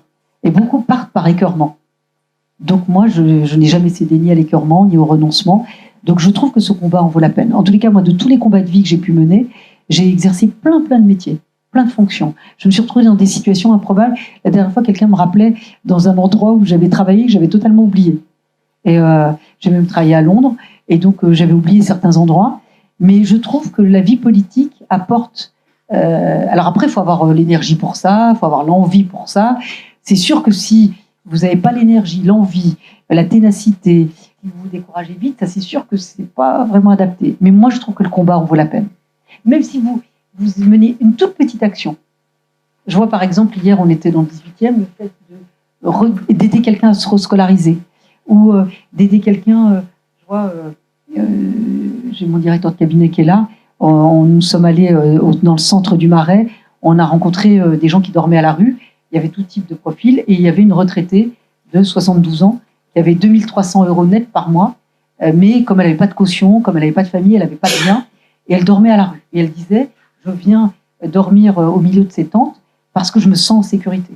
Et ben, le fait de l'avoir reçue, l'avoir aidée, de lui trouver un endroit où elle peut être recueillie et logée dans le long terme, bah, je trouve que c'est une action politique gratifiante. Pas pour mon ego, mais pour la politique. Je me dis, bah, voilà, la politique, ça sert à ça. Donc, si vous avez envie d'y aller, allez-y. Et moi, je le dis à chaque fois que je rencontre, alors, il y a des, là, c'est bien tenu, il y a des amphithéâtres, c'est plus poussif, ou poussif ou plus agité. Moi, je m'en fiche, même quand je fais campagne. Je leur dis, ça m'est égal que vous votiez pas pour moi. Tout ce que je veux, c'est que vous puissiez voter. Parce que ça donne un sens à ce pays. Et c'est un pays très politique et très politisé. Donc, il faut à la fois vous inscrire sur les listes, aller voter. Et si vous voulez vous engager, si vous avez des combats à mener, surtout, il ne faut pas hésiter. Merci Madame la Ministre, merci encore de votre présence ce soir. Mathis Morel, étudiant à HEIP. Ma question est la suivante. Madame la Ministre, si l'an prochain, vous êtes amenée à devenir maire de Paris, quel serait pour vous un geste fort, un geste symbolique que vous mettrez en place au sein de la capitale française? Merci de votre réponse. Le geste fort, il peut y en avoir beaucoup à l'international. D'abord, mon élection serait moi, je trouve que la politique, c'est le symbole. Et c'est aussi, évidemment, l'engagement. Et donc, je trouve que et le premier geste fort, ça serait un geste du quotidien. Si effectivement, vous rendez la ville propre très rapidement, si vous pouvez circuler mieux, si vous pouvez vous y loger mieux, dans les 3 mois, moi je leur ai dit, avec moi vous verrez le changement immédiatement. Parce qu'on est prêt, parce qu'on a une équipe, parce qu'on a un projet, parce qu'on sait exactement quels sont les leviers. Et maintenant j'ai un peu une expérience, alors j'étais magistrat avant de faire la politique, même si comme magistrat je faisais aussi de la politique, pas au sens partisan, mais parce que quand vous êtes magistrat, vous êtes les premiers capteurs des évolutions de la société. Et donc vos décisions traduisent aussi les changements de société. C'est ce qui fait la jurisprudence, et cette jurisprudence peut conduire aussi à une évolution législative. Et donc, moi, je trouve que la politique, de ce point de vue-là, il faut que ça change maintenant, rapidement. Et donc, je l'ai dit, j'ai dit, si demain je suis maire de Paris, vous verrez le changement très, très rapidement. Je crois que notre directeur a une question pour vous. Oui, Madame la Ministre, vous avez utilisé 2 mots un peu magiques pour nous, apprentissage et alternance. Dans notre pédagogie, nous faisons beaucoup de simulations. Je vais me permettre de vous proposer une simulation. Vous changez de ministère, vous devenez ministre du Travail. Comment vous envisageriez justement la question de l'apprentissage et de l'alternance, sachant que vous-même, à travers votre parcours, on le voit bien, vous l'avez redit ce soir, vous avez finalement fait un long apprentissage. Et nous, ici, ce que nous essayons de faire par l'alternance, c'est justement offrir un lieu d'apprentissage assez sécure pour les étudiants. Vous êtes ministre du Travail, comment vous abordez cette question? Pas besoin d'être ministre du Travail pour promouvoir et développer l'apprentissage. Comme ministre de la Culture, moi j'ai découvert que c'est un ministère peu d'alternance, peu d'apprentissage, notamment dans les écoles d'art. Et les écoles d'art, d'abord, sont très chères quand elles ne sont pas publiques. Là, j'ai exonéré les frais de scolarité pour tous les boursiers. Donc cette mesure, je l'ai prise. J'étais d'ailleurs très étonnée que les boursiers ne bénéficient pas de cette exonération, en tout cas une réduction des coûts. J'ai exonéré totalement les boursiers des frais de scolarité, ça c'est la première mesure. Et j'ai demandé à toutes les écoles, et là je faisais un bilan sur l'apprentissage et l'alternance, de manière, j'allais dire, très autoritaire. J'ai demandé à ce qu'il y ait de l'alternance et de l'apprentissage partout. Alors c'est poussif parce que c'est pas la culture. Et les écoles d'art sont très sélectives, notamment les nationales, et donc c'est de pousser évidemment les dirigeants de ces écoles d'intégrer l'alternance et l'apprentissage dans leur mode d'apprentissage, dans leur pédagogie, et aussi dans la délivrance des diplômes. Puisqu'aujourd'hui, l'alternance et l'apprentissage sont reconnus. Et donc avant, c'était très compliqué. Maintenant, vous pouvez devenir ingénieur en étant alternant, ce qui n'existait pas avant. Et parce qu'on avait un peu de mépris pour l'apprentissage et l'alternance. Aujourd'hui, c'est possible. Donc, pas besoin d'être ministre du Travail, parce que vous pouvez être ministre du Travail, et ça a été beaucoup promu, et notamment sous ces mandatures. Encore faut-il que les corporations les mettent en œuvre. Et moi, j'ai découvert par mon ministère de la Culture, ça n'est pas une pratique. Donc, il faut évidemment pouvoir l'introduire dans toutes les politiques publiques, dans toutes les politiques de formation, d'éducation et d'apprentissage. Bonsoir Madame la Ministre, je m'appelle Jade Kurdier, je suis étudiant en relations internationales et sciences politiques du campus de Rennes. On est venu vous voir spécialement. Si je me permets de conclure avec cette dernière question, c'est en regardant votre parcours, quel moment ou quelle leçon vous a le plus marqué et qu'auriez-vous aimé savoir avant de vous lancer en politique? La politique, c'est comme Monsieur Jourdain. En fait, j'en ai toujours fait sans m'en rendre compte. Parce que moi, adolescente, quand j'ai commencé à travailler, il y a une chose, c'est que moi, je voulais pas avoir la vie de mes parents. Non pas, c'est pas une question de conditions sociales, c'est que je voulais être libre. Et je me disais, cette liberté, je peux l'acquérir par une autonomie. Et l'autonomie, je ne pouvais l'avoir pas uniquement en travaillant, mais en ayant fait des études. Parce qu'on est un pays où les études, ça compte encore, où le statut, ça compte encore. Et donc, je me disais, il faut que je fasse des études. À la fois, il faut que j'ai les moyens de faire ces études, et puis et d'avoir cette autonomie qui me donne une liberté. Et donc, c'est une manière de faire de la politique. Parce que je voulais être libre, autonome. Je voulais évidemment que mon parcours serve à d'autres. Et donc, tout ça assez jeune. Donc, j'ai fait des études. J'ai eu la chance de pouvoir travailler à côté de mes études. Pourquoi? Parce que l'université, il n'y avait pas encore d'alternance et d'apprentissage. Et c'était assez méprisé d'ailleurs. C'était à l'époque les bacs professionnels, les CAP, BEP qui étaient assez méprisés. Donc moi, j'ai fait des études générales. Et la seule possibilité pour moi qui me permettait de travailler à temps plein, c'était l'université. Pourquoi? Parce que je faisais les TD soit le soir, soit le samedi matin. Et donc ça m'a permis d'avoir une vraie liberté sur la journée ou les nuits pour pouvoir travailler à plein temps. Les écoles de commerce, les écoles d'ingénieurs nécessitaient des prépas. Donc moi, je n'avais pas les moyens de le faire. Et puis ça nécessitait d'avoir l'esprit libre pour pouvoir réviser les concours. Et puis les écoles de commerce et les écoles d'ingénieurs, c'était à plein temps, toute la journée. Il n'y avait pas de système ni d'alternance, ni de faire un diplôme en 2 ans. Ça n'était pas possible. Donc moi, ma seule chance a été l'université. Et l'université, avec des profs bienveillants, parce que je pouvais avoir des polycopies et des cours magistraux, parce que j'ai fait la fac sans jamais assister à un seul cours magistral. Et donc, je suis diplômée d'économie et de droit. Mais ça, c'était aussi pour moi en me disant... D'ailleurs, après, j'ai poussé la validation des acquis professionnels, parce que j'ai gardé ça en mémoire. Et donc, les leçons que je tire aujourd'hui de mon action politique, ce sont les leçons que j'ai pu tirer de ma vie très personnelle ou plus collective, parce que je ne me suis pas détachée de mon milieu, je ne me suis pas détachée de mes amis, je ne me suis pas détachée de ma famille. Moi, je suis encore très en lien avec ma collègue qui était aide-soignante avec moi. Moi, j'ai commencé comme femme de ménage dans cette clinique, je suis devenue aide-soignante, j'ai un diplôme d'aide-soignante, et d'ailleurs, pendant le Covid, je me suis mise à disposition. Donc, tout le monde était un peu étonné. Et donc, ces collègues qui sont mes amies, elles ont fait toute leur carrière, soit comme femme de ménage, soit comme aide-soignante. Et donc, on n'a pas eu le même destin. Mais leur vie au pluriel, sont pour moi une vraie leçon pour la politique. Je me nourris de ça. Certains se nourrissent des statistiques, des livres, des études. Je me nourris de ces situations-là. Donc moi, la plus grande leçon que j'ai appris par rapport à la politique, c'est d'avoir l'ancrage que j'ai encore. Et d'avoir encore cette vie à laquelle je suis restée très connectée. C'est pour ça que je vais partout, je parle avec tout le monde. Je discute avec tout le monde, quelles que soient les conditions, le niveau. Je m'intéresse à tout, je suis curieuse de tout. Donc si vous voulez me dire quelles sont les leçons, celles-ci, en tous les cas. Après, qu'est-ce que j'aurais imaginé avant de me lancer? Est-ce que j'aurais eu une prévention? Si c'était à refaire, j'aurais refait. J'ai fait des erreurs, ça c'est vrai. J'ai eu des échecs, parfois cuisants, où j'avais l'impression que c'était la fin du monde pour moi. Je ne voulais plus sortir de chez moi, je me disais c'est fini, c'est terminé. Et je suis sortie. Et je vais vous raconter une anecdote. Lorsque je suis magistrat, il y avait un collaborateur de Jacques Chirac à l'Élysée qui me dit si Jacques Chirac est réélu en 2002, est-ce que ça vous intéresse de faire du cabinet?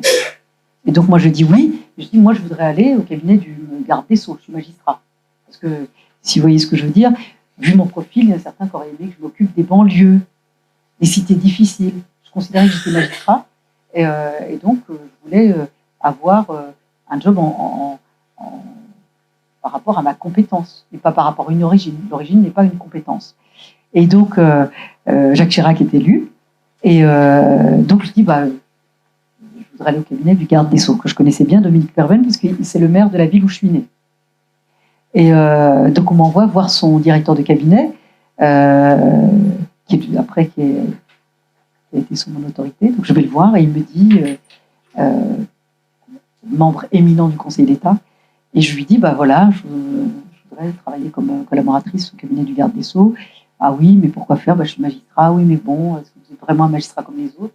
Je ne savais pas qu'il y avait une école de la magistrature pour une catégorie, puis une école de la magistrature pour une autre catégorie de population.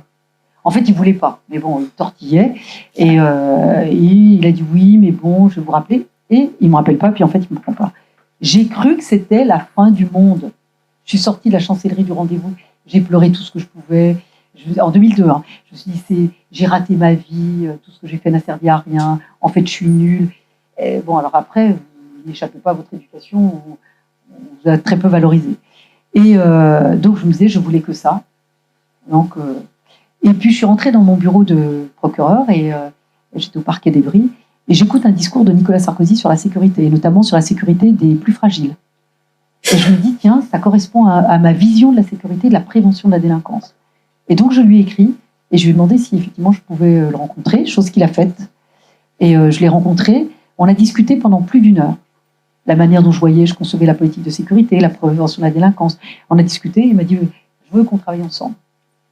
Et donc, il m'envoie chez son directeur de cabinet, qui était le même que celui de la chancellerie, enfin pas le même, mais le même modèle. Et en fait, il ne voulait pas. Donc pareil, il a tortillé, mais bon, pourquoi? Mais puis franchement, est-ce que c'est utile au ministère de l'Intérieur? Donc il m'a dit, ok, on vous rappelle. Et en fait, ils m'ont pas rappelé. Et j'avais refait un petit mot à Nicolas Sarkozy en disant, vous auriez dû me dire que vous ne vouliez pas me prendre, c'était plus simple. Ça ne sert à rien de laisser espérer. Et il a été choqué par ça, il m'a demandé de revenir. Et j'ai été recrutée par lui. Et moi, c'est ma plus belle expérience de ces 50 collaborateurs d'un grand ministre de l'Intérieur, ministre de l'Économie. Et donc, j'ai été porte-parole d'une campagne présidentielle gagnante et qui était très compliquée. Parce que quand vous gagnez, on a le sentiment que tout a été simple avant. Une campagne extrêmement compliquée. Tous les sondages le donnaient perdant jusqu'au 14 janvier 2007, c'est-à-dire 3 mois avant son élection. Et donc, je suis devenue sa porte-parole. Je suis devenue son garde des Sceaux. Et qui j'ai eu sous mon autorité? Le directeur du cabinet du garde des Sceaux qui ne voulait pas me recruter. Et il a eu le culot de me dire mais en fait, j'ai pas voulu vous recruter parce que je savais que vous étiez voué à des fonctions supérieures. Donc en plus, il me prend pour une imbécile, parce que je pense qu'il pense fortement. Et donc voilà, donc je n'ai aucun regret. Et c'est pour ça que parfois, par provocation, certains, je les pousse évidemment dans leur retranchement parce que leur bonne conscience, en fait, ils pensent des choses qu'ils n'osent pas vous dire. Donc je les pousse à dire ce qu'ils pensent vraiment. Et parfois, c'est désagréable pour eux, pas pour moi. Donc voilà, donc j'ai pas de regrets. Et les leçons que je peux tirer, c'est que la politique, moi, en ce qui me concerne, en tout cas, je la tire de mon expérience. Je suis Simon Révillon et je fais partie d'un contingent d'étudiants qui viennent de l'IEP de Fontainebleau. On a pris le RER pour venir jusqu'ici à la conférence. Et j'avais une question quant à votre politique du logement, car vous voulez donner un plus grand accès aux étudiants. Mais est-ce qu'un autre problème ne serait pas plutôt l'accessibilité des logements en général ? Parce qu'avec 19%, donc un logement sur 5 des logements qui sont inhabités à Paris, est-ce que ce n'est pas un souci principal pour libérer des places et donc des logements sociaux? Parce que Paris est une ville avec un patrimoine immense, donc faire des logements crous pour les étudiants ou des logements sociaux en rasant certains bâtiments serait un petit peu compliqué. J'ajoute à cela, par ailleurs, que j'en ai profité pour regarder la part des logements sociaux dans votre arrondissement, qui est le 7e, si je ne me trompe pas, et je crois que c'est le plus faible de Paris, et c'est 2%. Donc c'est pour ça que je pose la question, quelles sont vos idées et vos potentiels... quelles sont les possibilités de changement par rapport à ça dans une ville avec un si fort patrimoine? Merci. Vous ne trouvez pas que vous êtes contradictoire sur votre dernier constat? Ah bah allez-y, dites-moi. Vous dites à la fois il ne faut pas raser des immeubles, et vous dites dans votre arrondissement il n'y a que 2%. C'est un arrondissement très patrimonial, il n'y a pas de foncier, très peu de foncier. Et le logement social tel qu'il est décidé, je n'ai pas la main comme maire d'arrondissement. Donc même si demain je voulais m'opposer au logement social, je n'ai pas la main. Et même si demain je voulais 100% de logements sociaux, je n'ai pas la main comme maire d'arrondissement. Première remarque. Deuxième remarque, c'est que le logement social, vous le mettez là où il y a du foncier. Sauf à faire de la politique de préemption. Ça a coûté cette année, la préemption, par la mairie de Paris, 250 millions d'euros pour préempter du logement, pour le transformer en logement social et très social. Est-ce que c'est une politique de logement de mixité sociale et harmonieuse? Non, je ne crois pas. C'est mettre beaucoup d'argent pour avoir du logement pour très peu de personnes. Moi, je préfère avoir un parc social plus équilibré, du logement intermédiaire, du logement accessible aux classes populaires, du logement accessible à des gens qui ont un petit peu plus de moyens, mais qui ne sont pas éligibles au logement social et qui pourraient se loger, évidemment dans ce parc social. Et donc, de dire, c'est l'argument de la gauche, vous avez très peu de logements sociaux, j'ai pas la main. Faut pas vous gêner. Moi, c'est ce que je leur dis. Si vous voulez mettre 100% de logements sociaux dans le 7e aujourd'hui, vous avez la main. Mais alors, il faut débourser 1 milliard d'euros pour acheter tous les immeubles, par préemption. Est-ce que c'est une politique? En tant que maire de Paris, ma politique de logement, elle serait plus équilibrée qu'elle n'est aujourd'hui. Aujourd'hui, le parc social est composé de logements sociaux. Vous savez qu'il y a des catégories dans le logement social, en fonction des revenus. Et donc aujourd'hui, les catégories qui sont ciblées pour la mairie de Paris, c'est les plus basses. Donc la classe moyenne n'y a jamais accès. Une aide-soignante n'y a pas accès. Un policier n'y a pas accès. Une aide à domicile n'y a pas accès. Une gardienne d'immeuble n'y a pas accès. Un exemple, dans mon arrondissement, beaucoup de gardiens d'immeubles. Les gardiens d'immeubles. C'est encore un arrondissement où nous avons des gardiens d'immeubles. Et ben ces gens-là font 40 ans de gardiennage et quand ils partent à la retraite avec une très petite retraite, ils sont à la rue. Ils ne sont pas prioritaires pour le logement social. Je veux qu'ils soient prioritaires pour le logement social et dans l'arrondissement où ils ont été gardiens. Par exemple, moi j'ai une gardienne dans le 7e qui va partir à la retraite. Je souhaite qu'elle soit éligible au logement social dans mon arrondissement. Elle est là, la politique sociale. La politique sociale, c'est pas de l'arithmétique ou ça n'est pas de l'idéologie. C'est ce que je disais, ça rejoint la réponse précédente. Moi, je fais de la politique par expérience, pas sur papier, pas par dogmatisme et pas par idéologie.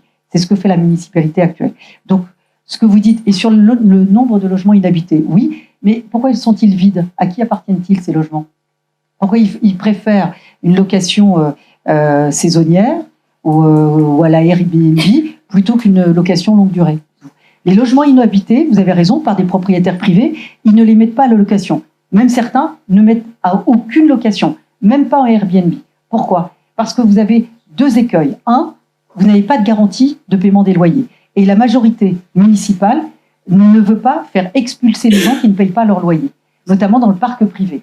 Donc, quand vous êtes propriétaire, regardez la sociologie des propriétaires à Paris. Je vais vous dire, vous avez très peu de très riches propriétaires qui laissent des appartements inhabités parce que les très riches, généralement, vont à l'hôtel. Ils prennent des grands hôtels ou les palaces qu'on connaît. Sur les petits appartements, ce sont souvent des retraités qui ont placé leur argent dans un appartement et donc la location est un revenu complémentaire à leur retraite. Ils ne le font pas aujourd'hui parce que si la personne ne paye pas son loyer, on ne peut pas l'expulser et c'est une perte de revenus pour eux. Donc moi, si je suis maire de Paris demain, j'apporterai une garantie à ce type de propriétaires pour mettre en location leur logement et s'il y a un défaut de paiement, la mairie est soit un intermédiaire pour obtenir le paiement, soit garantir une certaine somme de loyer le temps qu'évidemment le propriétaire récupère son appartement.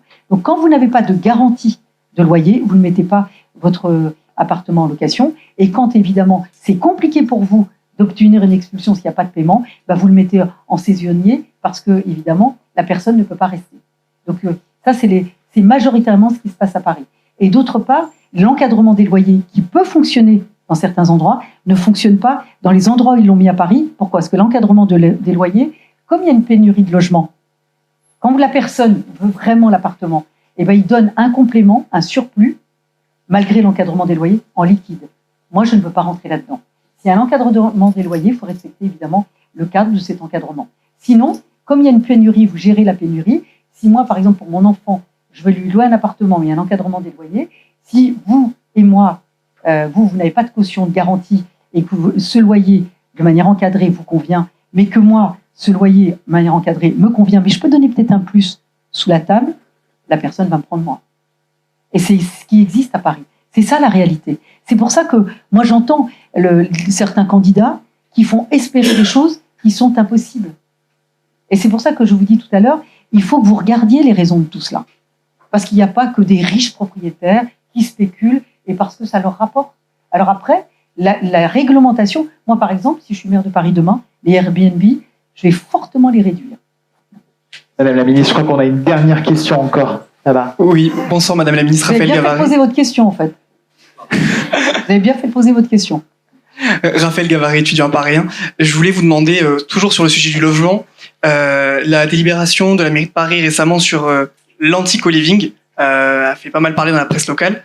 Et je voulais vous demander, vous, c'est quoi votre avis et quelle politique vous souhaiteriez mener sur le co-living, qui est quand même une solution qui est plébiscitée par beaucoup d'étudiants et par beaucoup de jeunes actifs, qui permet notamment d'avoir des locations qui demandent moins de garanties, malgré que certains loyers soient plus élevés.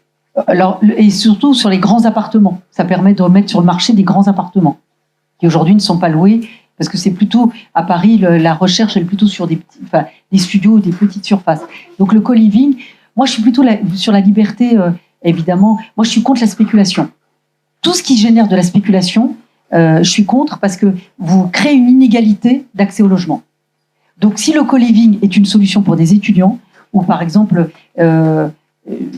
j'avais passé une soirée dans un hôpital avec des personnels soignants où c'était essentiel, des jeunes infirmières, des jeunes aides-soignantes qui commençaient. Et compte tenu de leur salaire, elles ne pouvaient pas avoir d'appartement ou à proximité. Et donc, comme beaucoup arrivaient d'horizons différents, ils voulaient avoir ce système de co-living. Ou le co-living générationnel. Ça existe aussi, notamment dans l'ouest de Paris. Donc, moi, je suis plutôt sur la liberté du logement, mais pas le logement, pas la location qui crée des rentes ou de la spéculation. Madame la ministre, je voudrais, en 2 mots, du coup, un petit peu clôturer cette conférence, notamment en disant, parce qu'il y a pas mal de choses qui pourraient, à mon avis, caractériser aussi l'échange qu'on a eu, mais je vais vous dire à quel point je viens aussi de me rendre compte de la capacité, la force du terrain que vous aviez, que vous êtes, je pense, une femme de terrain. C'est ce qu'on peut retenir de cette conférence, et notamment, vous avez rappelé votre rôle d'aide-soignante, et notamment en vous engageant encore pendant la crise du Covid. Ça, c'était la première. Et la deuxième, sur laquelle j'avais pas mal de questions à vous poser, c'est une femme d'espoir, c'est-à-dire redonner envie de se remettre en politique avec courage, panache et envie. Merci beaucoup. Je voudrais remercier évidemment toutes les équipes de CSActu, les équipes studio. Je voudrais remercier les personnes qui ont permis de mettre en lien l'association avec votre cabinet. Merci à toi Manon. Merci à Céline Vendrome qui a énormément fait pour cette conférence. Merci à Monsieur Richard Amalvi, le directeur. Monsieur Marc-Henri Desportes, le président. Merci à tous de votre présence et à très bientôt.